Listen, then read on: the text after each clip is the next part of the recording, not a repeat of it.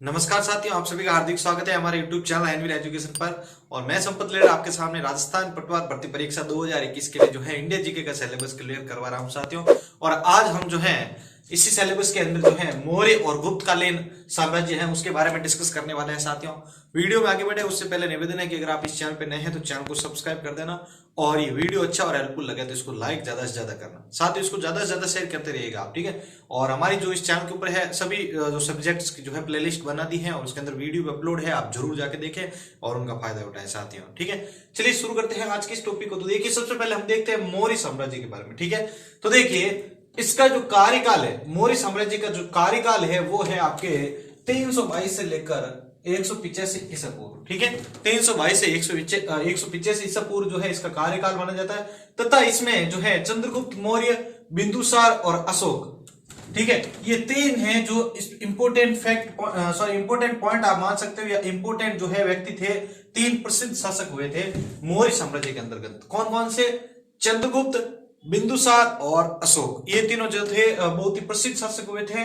नंद वंश, ठीक है, नंद वंश के पतन के बाद मगध में जो है मगध में मौर्य वंश ने जो है अपना जो है साम्राज्य स्थापित किया था। तो मौर्य साम्राज्य से पहले जो है नंद वंश था, ठीक है। और 323 ईसा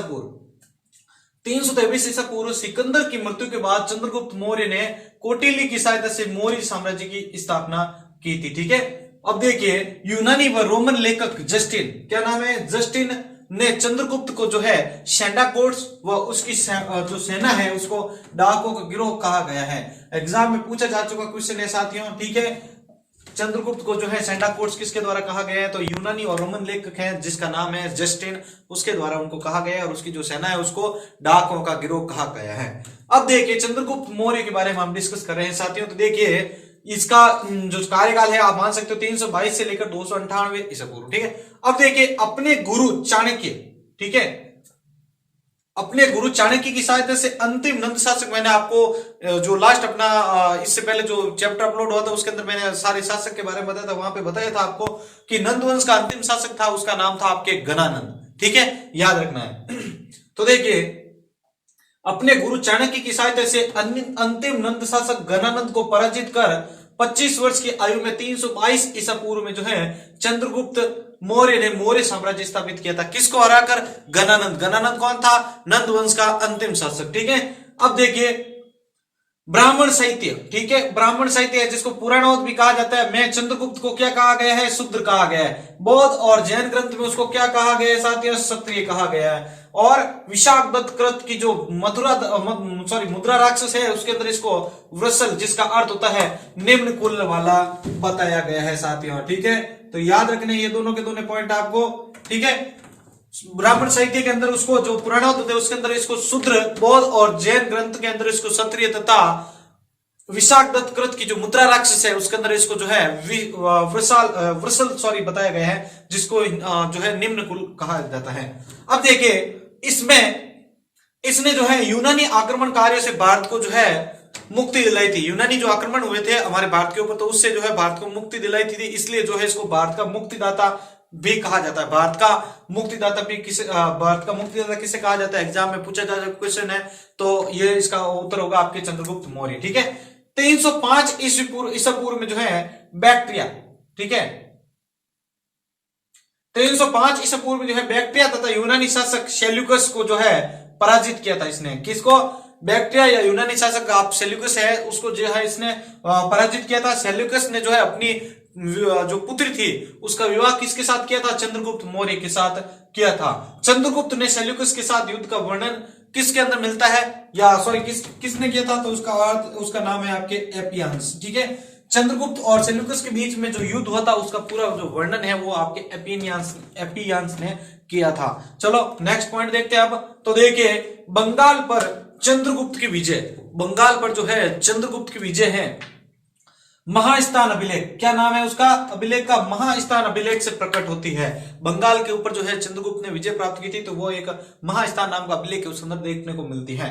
अपने जीवन के अंतिम दिनों में उसने जो है जैन धर्म स्वीकार किया था। अपने जीवन के अंतिम क्षणों में उसने जो है आपके जैन धर्म को स्वीकार किया था, और अपने पुत्र जो बिंदुसार है अब ध्यान रखना, आप चंद्रगुप्त का जो पुत्र है उसका क्या नाम है? बिंदुसार। बिंदुसार को जो है शासन पर बैठा दिया था, अपने जो शासन था उसके ऊपर जो है राजगद्दी पर बिठा दिया था। जैन संत भद्रबाहु के साथ वहां श्रवण बेलगोला, मैंने ये भी बताया था लास्ट वाले पार्ट के अंदर, ठीक है। तो जैन संत भद्रबाहु के साथ वहां श्रवण बेलगोला, जो कि मैसूर के अंदर है, श्रवण बेलगोला यानी मैसूर चला गया था ये, और वहां एक सच्चे मुनि की तरह उसने जो है 298 ईसा में जो है 298 ईसा पूर्व में जो है उपवास के द्वारा अपने शरीर को त्याग दिया था साथियों। तो यहां पर ये वाला पॉइंट अपने क्लियर कर लिया है चंद्रगुप्त मौर्य का। अगर इसके अंदर आपको कोई प्रकार की प्रॉब्लम आई है तो आप नीचे कमेंट बॉक्स में जरूर लिखिएगा साथियों। और ध्यान रखिएगा कि जो जो पॉइंट एग्जाम में पूछे जा सकते हैं और पूछे गए हैं वो ही आपके सामने लेके आया हूं मैं, जो नहीं पूछे जा रहे हैं वो आपके सामने नहीं लेके आया हूं साथियों, क्योंकि जो जो इंपॉर्टेंट पॉइंट है वही आपको इस टाइम में पढ़ना है। अब एग्जाम बहुत ही नजदीक है, जैसा कि जनवरी के फर्स्ट वीक में स्टार्टिंग है, इसलिए आपको जो है इसका जो है आपको जल्दी से जल्दी इसको खत्म करके इसका रिपीटेशन भी वापस करना है और हमारे जो मॉडल पेपर है उसको भी देखना है, इसलिए आपको जो है इंपॉर्टेंट पॉइंट के साथ चलना है साथियों, ठीक है। अपना ज्यादा वेस्ट जो टाइम है बेकार की जो चीजें उसके अंदर वेस्ट नहीं करना है आपको, क्योंकि वो चीजें पूछी नहीं जा रही तो आप बार बार उसको नहीं पढ़े, ठीक है। अब देखते दूसरा अनुशासक जो है उसका नाम है बिंदुसार। कौन था ये? चंद्रगुप्त मौर्य का पुत्र, ठीक है। तो चंद्रगुप्त मौर्य के बाद जो है उसकी राजगद्दी पर कौन बैठा था? बिंदुसार, ठीक है। इससे यूनानी लेखक जो है अभित्रोकेट्स, क्या कहते हैं? अभित्रोकेट्स। इसका संस्कृत में अर्थ होता है अमित्रघात, ठीक है। क्या अर्थ होता है? अमित्रघात। यानी जो यूनानी लेखक है इन्हें क्या कहते हैं? अभित्रोकेट्स, जिसको संस्कृत में अमित्रघात कहा जाता है। वायु पुराण में इसे भद्रसार व जैन ग्रंथों में इसे सिंहसेन कहा गया है। वायु पुराण में भद्रसार, ठीक है, वायु पुराण में इसको भद्रसार, और आपके जैन ग्रंथ जो है, जैन ग्रंथ के अंदर इसको जो है सिंहसेन कहा गया है। इनकी माता का नाम क्या था? आपके दुर्धरा। जैन ग्रंथों के अनुसार जो इनकी माता का नाम था वो था आपके दुर्धरा, ठीक है। बिंदुसार ने अपने पुत्र सुसीम, देखो इसके दो पुत्र मैं यहां पर बता रहा हूं मैं आपको, तो अपने पुत्र सुसीम, जिसको कहते हैं सुमन, को तक्षशिला, ठीक है, सुसीम को तो तक्षशिला और अशोक को जो है उज्जैनी का राज्यपाल नियुक्त किया था। कहां का? उज्जैनी का जो है राज्यपाल नियुक्त किया था अशोक को, और तक्षशिला का किसको किया था? सुसीम, जिसको सुमन कहते हैं, ठीक है। इसका शासनकाल कूटनीतिक संबंधों के कारण जो है महत्वपूर्ण था। आपको पूछ लिया जाए कि बिंदुसार का शासनकाल जो है निम्न में से किसके कारण जो है महत्वपूर्ण माना जाता है, क्यों जो है एक उभरा हुआ माना जाता है, तो यहां पर देख लिया, आप बताएंगे कूटनीतिक संबंधों के कारण। अब देखिए डायमैक्स और डायनोसिस, ठीक है। डायमैक्स और डायनोसिस दो विदेशी राजदूत थे, इसके राजदूत जो दो विदेशी राजदूत थे वो इसके दरबार में आए थे। अब देखिए एथीनियस नामक यूनानी लेखक के अनुसार बिंदुसार ने पत्र लिखकर, देखिए अब एंटीओक्स से एक तो मंगाया था मदिरा, ठीक है, सूखे अंजीर और दार्शनिक, जिसको सोफिस्ट कहते हैं, उनको भेजने की मांग की थी। किससे? एंटीओक्स से, ठीक है। और इन्होंने जो है ये हमें कहां से मिलता है, तो देखो ये बताया था एथीनियस यूनानी लेखक है उसने जो है ये चीज बताई थी कि उन्होंने जो है एंटीओक्स से मदिरा, सूखे अंजीर और दार्शनिक भेजने की मांग की थी। ये यहाँ पर पॉइंट यहाँ पर क्लियर होता है। अब लास्ट इसका पॉइंट देखिए इससे रिलेटेड बिंदुसार के बारे में, तो देखिए बिंदुसार जो है आजीविका संप्रदाय का अनुयायी था। किसका? आजीविका संप्रदाय का यह अनुयायी था ये, ठीक है। तो यहां तक हमने दोनों पॉइंट क्लियर किए हैं। आपके सामने नेक्स्ट पॉइंट लेके आता हूं, उससे पहले एक बार जो है इसका स्क्रीनशॉट ले लीजिए। और साथ ही अगर आप हमें फेसबुक और इंस्टाग्राम पे फॉलो नहीं कर रहे हो तो जरूर फॉलो करें। आप बस जाके एनवील एजुकेशन को सर्च करें और हमारे पेज को ज्यादा से ज्यादा लोगों तक पहुंचाएं, और आप भी फॉलो करके हमारे साथ जुड़ जाए साथियों, ठीक है। अब एक बार इसका स्क्रीनशॉट ले लीजिए, फिर आपके सामने मैं नेक्स्ट पॉइंट को लेके आता हूं। तो साथियों देखिए अपने पास नेक्स्ट आते हैं अशोक। तो देखिए अशोक के बारे में देखिए, इनका जो 273 से 232 तक ईसा पूर्व जो है इनका शासनकाल माना जाता है। अब देखिए बौद्ध ग्रंथों के अनुसार अशोक की माता का नाम क्या था? सुभद्रांगी। क्या नाम था साथियों? सुभद्रांगी था अथवा धर्मा। ये दोनों में से आपको कोई भी नाम अगर एग्जाम के अंदर पूछ लिया जाए तो आप जो है इनका एकदम सही नाम है आप वहां पर बता सकते हैं, ठीक है। उनकी माता का नाम सुभद्रांगी अथवा धर्मा था। और तीसी जो थे उनके सबसे छोटे भाई माने जाते हैं, ठीक है।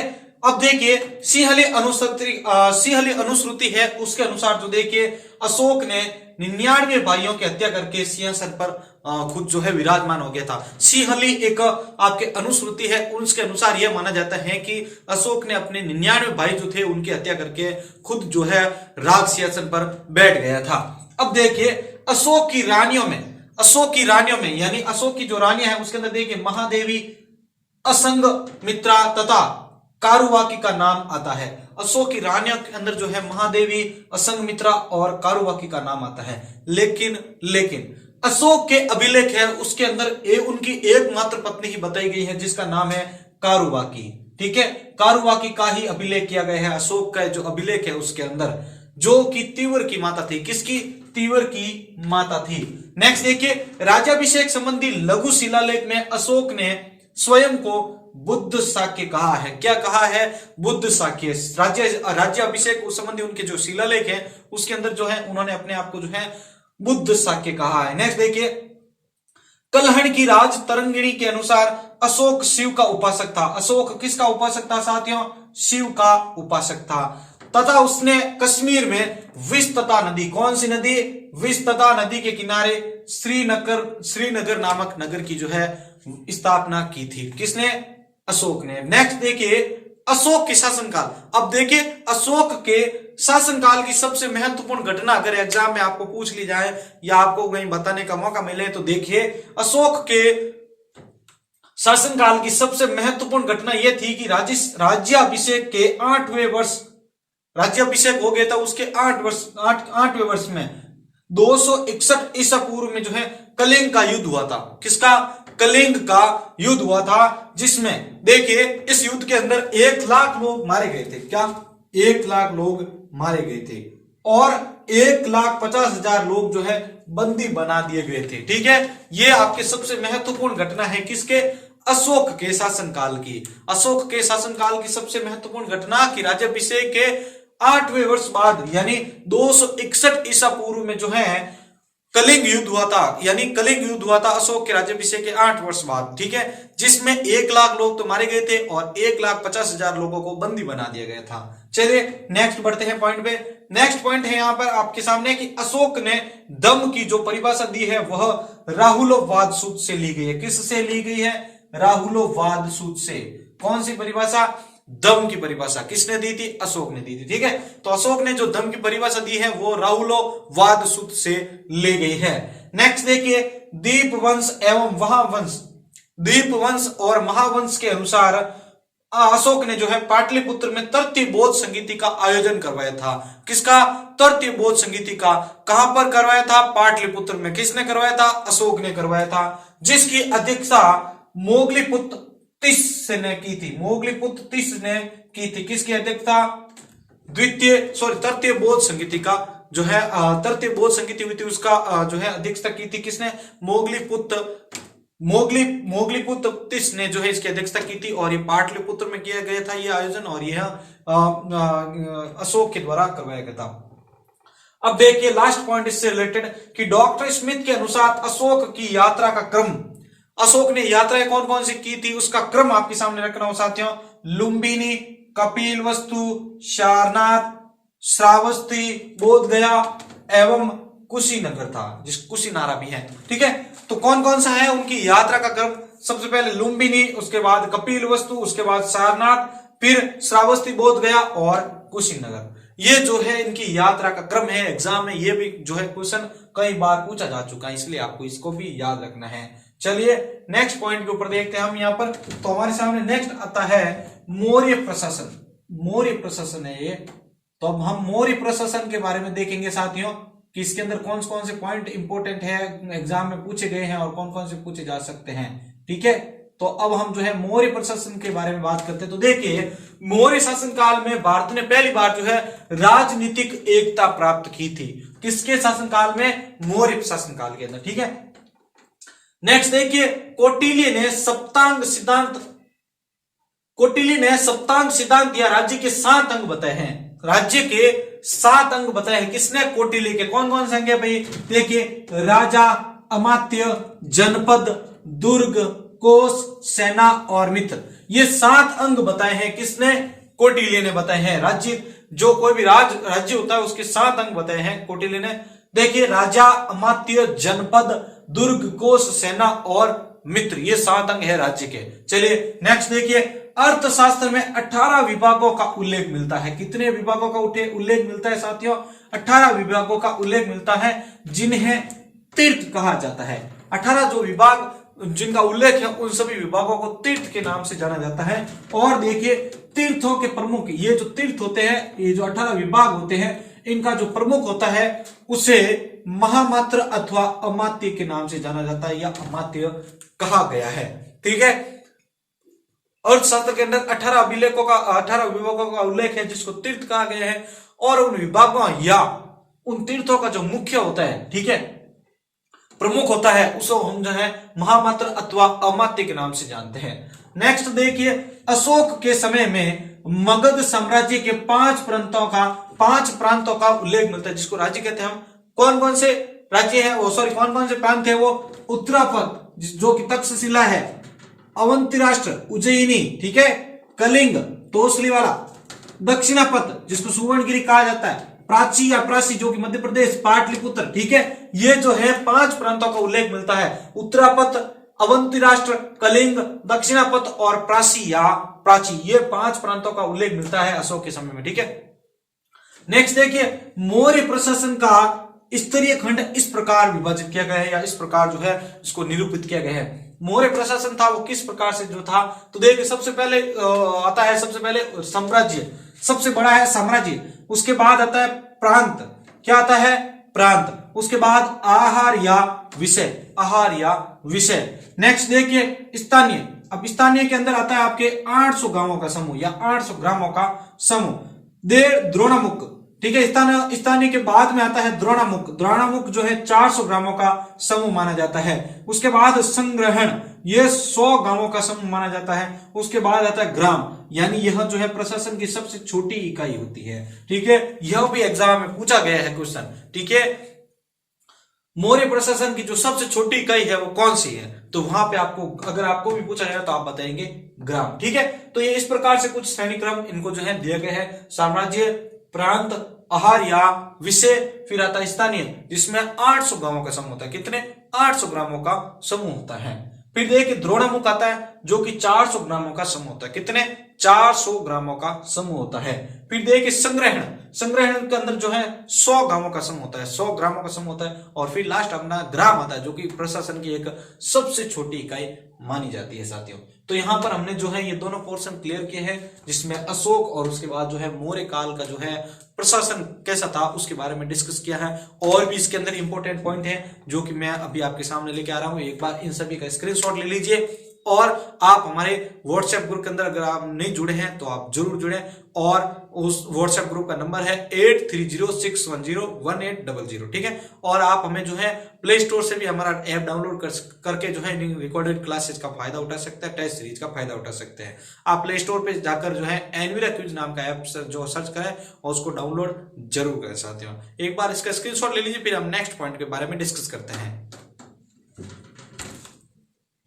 तो साथियों अब देखिए नेक्स्ट आता है अपने पास स्थानीय प्रशासन। ठीक है, तो स्थानीय प्रशासन में देखिए प्रांतों को छोटी प्रशासनिक इकाइयों में बांटा गया था। जो प्रांत थे उसको एक छोटी प्रशासन इकाई है उसके अंदर इसको गिना जाता था या बांटा गया था। इन्हें जिला या स्थानीय में विभक्त किया गया था। हम जिसे जिला कहते हैं उस टाइम उसको जो है स्थानीय के नाम से जाना जाता था। ठीक है, उसके अंदर इसको विभक्त किया गया था। जिला प्रशासन का प्रधान स्थानिक होता था। कौन होता था? स्थानिक। जिला प्रशासन का जो प्रधान होता था, मुखिया होता था, उसको स्थानिक बोला जाता था। ठीक है, वह समाहर्ता के नियंत्रण में कार्य करता था। किसके? समाहर्ता के नियंत्रण में वह कार्य करता था साथियों। एक स्थानीय में लगभग 800 ग्राम होते हैं। जैसा कि मैंने लास्ट वाले अभी कुछ जो भी अपना चैप्टर स्टार्ट हुआ था उसके अंदर मैंने बताया था यहाँ पे कि सबसे ऊपर आपके कौन सा जो है लेवल होता है, उसके नीचे कौन सा लेवल होता है। तो वहां पर मैंने आपको स्थानीय के अंदर जो है बताया था कि 800 ग्रामों का समूह होता है, वो स्थानीय के नाम से जाना जाता था उस टाइम। अब देखिए स्थानीय से छोटी प्रशासनिक इकाई द्रोणामुख थी, ये भी मैंने बताया था आपको। ठीक है, वहां पर जब लेवल हमने पढ़े थे तो देखिए स्थानीय से छोटी जो इकाई थी वो थी आपके द्रोणा, और इसके अंदर जो है 400 ग्राम जो है शामिल किए जाते थे। 400 जो गांव थे उनको शामिल किया जाता था। 200 ग्रामों का समूह क्या था? खरबटिक। क्या था आपके साथियों? खरबटिक कहलाता था। तथा 100 ग्रामों से एक संग्रहण बनता था, ये भी मैंने बताया था। और इससे छोटी इकाई यानी इससे भी नीचे सबसे छोटी इकाई प्रशासन की उस टाइम जो कौन सी मानी जाती थी मौर्य शासनकाल में? ग्राम। तो देखिए सबसे छोटी इकाई ग्राम था। और ग्रामीणों के कार्य पर, जो ग्रामीण थे वो गांव के लोग थे, उनके कार्य पर जो नियंत्रण रखता था उसको बोलते थे हम गोप। क्या नाम से बोलते जाने जाते थे उस टाइम? वो गोप के नाम से उनको जो है हम जानते थे साथियों। अब देखिए नगर प्रशासन के बारे में बात करते हैं। देखो जो जो एग्जाम के अंदर पूछे गए क्वेश्चन और जो पूछे जा सकते हैं वे भी मैं आपके सामने रख रहा हूं, इसलिए आपको जो है इनके ऊपर बहुत ध्यान से आपको पढ़ना है इसको। नगर प्रशासन क्या था कि मैगस्थनीज के अनुसार नगर का प्रशासन 30 सदस्यों का एक मंडल करता था। 30 सदस्य थे, उनका एक मंडल कार्य करता था इसके अंदर, ठीक है। नगर प्रशासन के अंदर एक नगर था, उसके प्रशासन में, ठीक है। 6 समितियों में यह जो है 30 ये जो आपके सदस्यों का मंडल था वो आपके 6 समितियों में विभक्त था। और एक समिति के अंदर कम से कम जो है 5 व्यक्ति थे। कितने? 5 व्यक्ति थे, ठीक है। 6 समिति थी और 5 ये थे, 6 और 5 को गुणा करेंगे तो 30 आ जाएगा, आपको पता है, ठीक है। तो ये 6 सदस्यों का मंडल था, इसके अंदर जो है 6 समितियां विभक्त थी और उसके अंदर 5 जो लोग थे एक समिति के अंदर कार्य करते थे, ठीक है। तो प्रथम समिति थी वो क्या कार्य करती थी? तो देखो प्रथम समिति आपके उद्योग और शिल्प से संबंधित कार्य करती थी, यानी उद्योग और शिल्प के अंदर किस प्रकार से उनको जो है बढ़ावा देना है, किस प्रकार से उनके अंदर जो है आय व्यय को बढ़ा सकते हैं, तो वो चीज जो है आपके कौन सी समिति करती थी साथियों? वो थी आपके उद्योग व शिल्प से संबंधित कौन सी समिति करती थी? प्रथम समिति, ठीक है। अब देखिए दूसरा देखिए द्वितीय समिति के अंदर विदेशियों की देखरेख करती थी। ये जो भी विदेशी आते थे बाहर से उनकी देखरेख के लिए कौन सी समिति जो मानी जाती थी वो थी आपकी द्वितीय समिति। तीसरा देखिए तृतीय समिति, तो यह जन्म और मृत्यु के पंजीकरण से संबंधित कार्य करती थी। कौन सी? तीसरी समिति, ठीक है। जन्म और मृत्यु से पंजीकरण करना है, कब वो उस आदमी का या किसी व्यक्ति का जन्म हुआ था, कब वो उसका जो है मृत्यु हो गया था, तो इससे रिलेटेड जो लेखा जोखा करता था वो आपके तीसरा समिति करता था। फिर हम देखते हैं नेक्स्ट आपकी चतुर्थ समिति, तो यह आपके व्यापार और वाणिज्य से संबंधित कार्य करती थी। जो व्यापार था, बिजनेस था उस टाइम, तो उसका जो मैनेजमेंट जो भी था, उसका जो सारा देख रेख था वो आपके चतुर्थ समिति के अंदर आता था। फिर देखिए पांचवी समिति, तो निर्मित वस्तुओं का विक्रय निरीक्षण, यानी जो वस्तुएं उस नगर में बन जाती थी तो उन वस्तुओं को कहां पर बेचना है, कब बेचना है और कैसे बेचना है, तो इसका जो है इसकी देखरेख जो है वे आपके पांचवी समिति के द्वारा की जाती थी। किसके द्वारा? पांचवी समिति के। और लास्ट वन आपके छठी समिति, तो देखिए बिक्री कर वसूलने से संबंधित, यानी जो बिक्री होती थी उस पर कर वसूलने से संबंधित कार्य कौन सी करती थी? छठी समिति करती थी। इस प्रकार ये जो समिति थी कार्य करती थी साथियों। अब देखिए इसके अंदर 3 प्रकार के अधिकारी थे। इस समिति के अंदर आप माने तो 3 प्रकार के अधिकारी थे। कौन कौन से? एग्रोमोनाई, उस टाइम जिला अधिकारी जो होता था उसको एग्रोमोनाई कहा जाता था। क्या कहा जाता था? एग्रोमोनाई कहा जाता था। फिर नगर आयुक्त, जो नगर था उस नगर का एक आयुक्त होता था उसको हम एंटीमोनाई कहते थे। जिला अधिकारी को तो एग्रोमोनाई, और आपके जो नगर का आयुक्त होता था उसको हम जो है नगर आयुक्त के नाम से जानते थे। और लास्ट था आपके सैनिक अधिकारी। ये जो है आपके 3 प्रकार के अधिकारी उस टाइम जो है कार्य करते थे वहां पर, ठीक है, उस नगर के अंदर या उस नगर व्यवस्था के नगर प्रशासन के अंदर। अब देखिए गुप्तचर व्यवस्था देखते हैं हम, इसके अंदर गुप्तचर व्यवस्था कैसे थी। तो देखिए यह विभाग महामात्यार्पर्स, ठीक है, यह विभाग महामात्यार्प के अधीन काम करता था। कौटिल्य के अर्थशास्त्र में जो है गुप्तचरों को गूढ़ पुरुष भी कहा गया है। क्या कहा गया है साथियों? गूढ़ पुरुष के नाम से भी उनको जाना गया है। नेक्स्ट देखिए आप, मौर्य शासनकाल में 2 तरह के गुप्तचर थे। मौर्य का जो शासनकाल था उसके अंदर 2 प्रकार के गुप्तचर होते थे। कैसे? एक तो था आपका संस्था और एक था संचार। देखिए संस्था और संचार में क्या चेंजिंग है।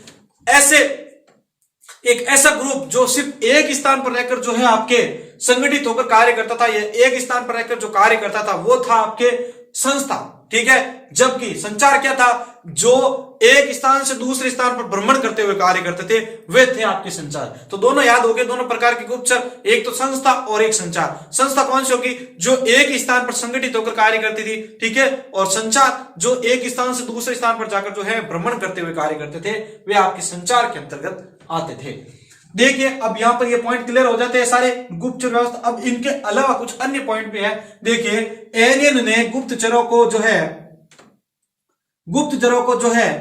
ओवरसियर, क्या कहा था? ओवरसियर, या आपके ओवरसियर मैंने यहां पे लिख दिया है। एरियन ने जो है गुप्तचर जो होते थे उनको ओवरसियर तथा स्ट्रेबो ने इसको जो है इंस्पेक्टर के नाम से परिभाषित किया है, इंस्पेक्टर कहा है। तो देखिए गुप्तचरों को एरियन ने तो कहा था ओवरसियर, जबकि स्ट्रेबो ने उसको इंस्पेक्टर के नाम से कहा था, ठीक है, इंस्पेक्टर कहा था। अब देखिए इसके अलावा और एक पॉइंट, तो मैगस्थनीज ने जो है भारतीय समाज को कितने वर्गों में बांटा है, एग्जाम में पूछा जा चुका क्वेश्चन है। मैगस्थनीज ने भारतीय समाज को 7 वर्गों में बांटा है। कौन कौन से?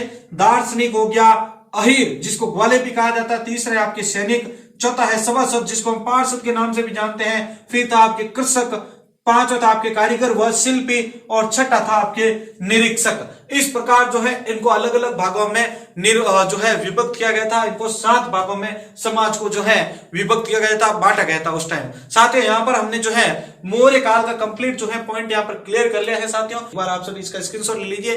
अगर नोटबुक लेकर बैठे हैं तो इसका स्क्रीनशॉट लेके उसके पॉइंट जरूर आप अपने पास नोट डाउन कीजिए। एग्जाम में आने के ज्यादा से ज्यादा इसके जो है चांसेस है साथियों। तो एक बार इसका स्क्रीनशॉट ले लीजिए, फिर हम जो है नेक्स्ट पॉइंट के बारे में डिस्कस करते हैं।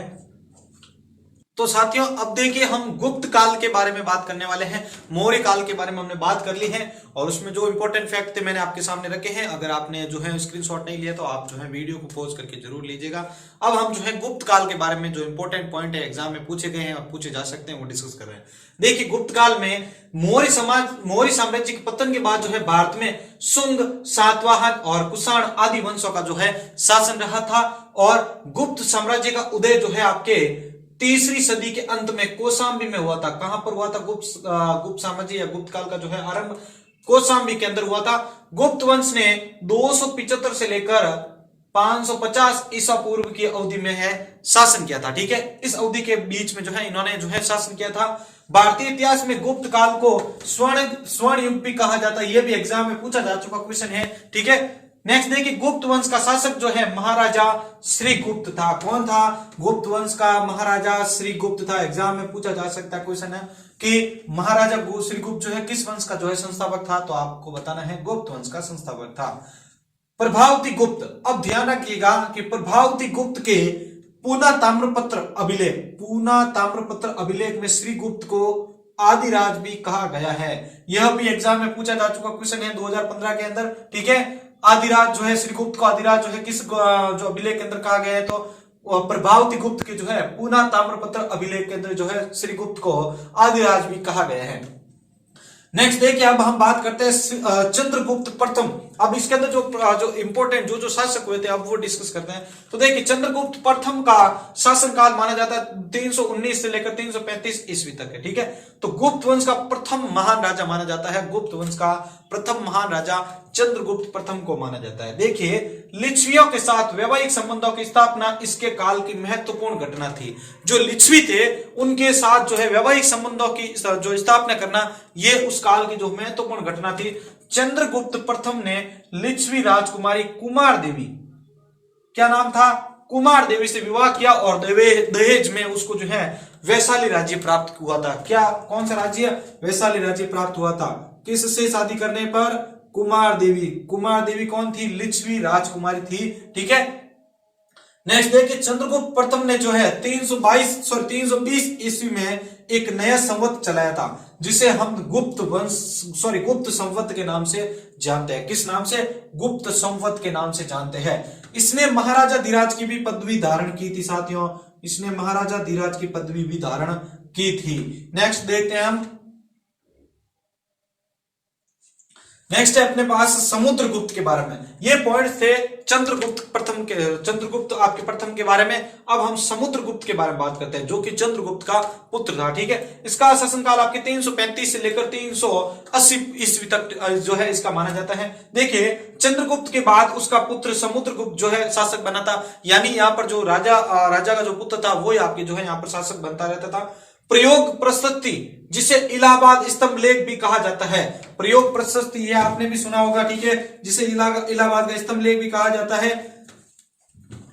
उससे समुद्रगुप्त की विभिन्न उपलब्धियों के बारे में पता चलता है। जो समुद्रगुप्त ने कौन कौन सी जो है उपलब्धियां जो है प्राप्त की थी उसके बारे में जो है वर्णन आपको इस अभिलेख में मिलता है प्रयोग प्रशस्ति के अंदर, ठीक है। आर्यव्रत, ठीक है, आर्यावर्त के विजय अभियान में समुद्रगुप्त ने 3 प्रमुख शक्तियां यानी नागसेन, ध्यान दीजिएगा यहां पर, नागसेन जो कि ग्वालियर के अंदर है आपके, ठीक है, अच्युत बरेली जो कि उत्तर प्रदेश के अंदर है, तथा कोतकुलन को जो है पराजित किया था। किस किस को किया था? नागसेन, अच्युत बरेली तथा कोतकुलन को जो है इन्होंने पराजित किया था। किसने? समुद्रगुप्त ने। ठीक है, नेक्स्ट देखिए आप, विस्तारवादी नीति के कारण समुद्रगुप्त को भारत का नेपोलियन लेकिन वीएस स्मिथ के अनुसार इसको कहा गया था। किसके अनुसार? वीएस स्मिथ के अनुसार विस्तारवादी नीति के कारण इसको जो है आपके भारत का नेपोलियन भी कहा जाता है।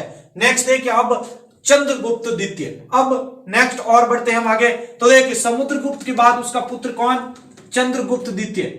ठीक है, समुद्रगुप्त कौन था? चंद्रगुप्त प्रथम का पुत्र। ठीक है, लेकिन चंद्रगुप्त द्वितीय का पुत्र का नाम था आपके, सॉरी, समुद्रगुप्त का जो पुत्र था उसका नाम था आपके चंद्रगुप्त द्वितीय। तो देखिए विक्रमादित्य का भी इसको जो है नाम से जाना जाता है। अब देखिए एक बार, इसे देवराज, देवगुप्त और देव ऋषि भी कहा जाता है। किसको? चंद्रगुप्त द्वितीय को जो है देवराज, देवगुप्त और देवर्षि भी कहा जाता है।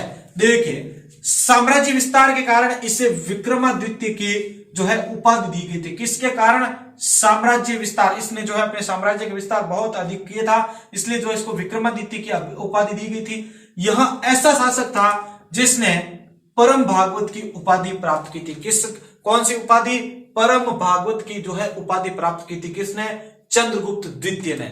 और चंद्रगुप्त द्वितीय को जो है विक्रमादित्य क्यों कहा जाता था? साम्राज्य विस्तार के कारण। अब देखते हैं नेक्स्ट, चंद्रगुप्त द्वितीय ने जो है नागवंश, वाकाटक वंश और कदम्ब वंश से जो है विवाह संबंध स्थापित किए थे। यह भी एग्जाम में पूछा जा चुका क्वेश्चन है कि चंद्रगुप्त द्वितीय ने कौन से जो वंश थे उनसे जो है संबंध स्थापित किए थे। तो नागवंश, वाकाटक वंश और कदम्ब वंश से उन्होंने विवाह संबंध स्थापित किए थे। इसका शासनकाल प्राचीन भारतीय इतिहास में स्वर्ण युग के नाम से जाना जाता है। साथियों याद रखना आपको। नेक्स्ट देखिए, बौद्ध विद्वान दिक्नाथ, क्या नाम था? बौद्ध विद्वान दिक्नाथ को इन्होंने संरक्षण दिया था, जिसे मध्यकालीन न्याय का पिता कहा जाता है। मध्यकालीन न्याय का पिता किसे कहा जाता है? बौद्ध विद्वान दिक्नाथ को कहा जाता है, ध्यान रखिएगा।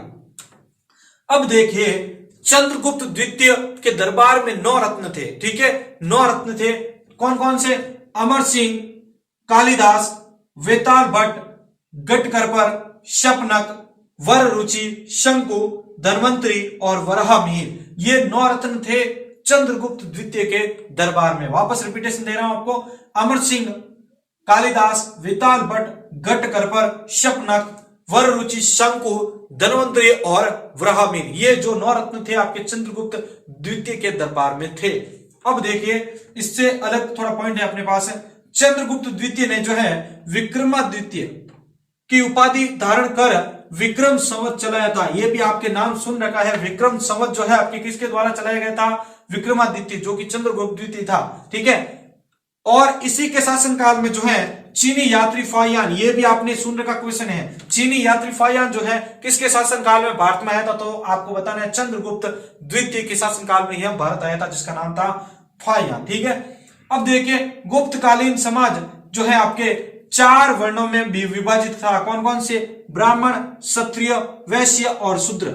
इन 4 वर्णों के अंदर जो है गुप्तकालीन या गुप्त काल का जो समाज था वो विभक्त था, ब्राह्मण, क्षत्रिय, वैश्य और शूद्र। ठीक है, तो यहां पर हमने जो है इस पार्ट में जो है हमने गुप्त काल के बारे में डिस्कस किया है, और इस पूरे वीडियो में हमने जो है मौर्य और गुप्तकालीन से रिलेटेड जो भी एग्जाम के अंदर जो इंपॉर्टेंट क्वेश्चन बन सके वो पॉइंट आपके सामने मैंने जो है अलग से पुट आउट करके नोट्स के रूप में आपको दिए हैं। साथियों इनकी पीडीएफ प्राप्त करना चाहते हैं आप, तो आप हमारे टेलीग्राम चैनल एनवीआर एजुकेशन को जरूर ज्वाइन करें, और आप हमारे फेसबुक पेज और इंस्टाग्राम पेज एनवीआर एजुकेशन के ऊपर भी जरूर जुड़े डेली की नई अपडेट या नई न्यूज के जुड़ने के लिए। साथियों ठीक है, और आप हमारा ऐप जो है प्ले स्टोर से एनवीआर क्विज नाम से है, उसको आप डाउनलोड जरूर करें, और वहां से आप recorded classes, live classes, test series, mock test series, सब कुछ वहां से पीडीएफ नोट्स वगैरह आप इजीली है जो डाउनलोड कर सकते हैं। इन्हीं के साथ मैं संपत लेकर आपसे अलविदा लेता हूं। मिलते हैं नेक्स्ट वीडियो में। धन्यवाद।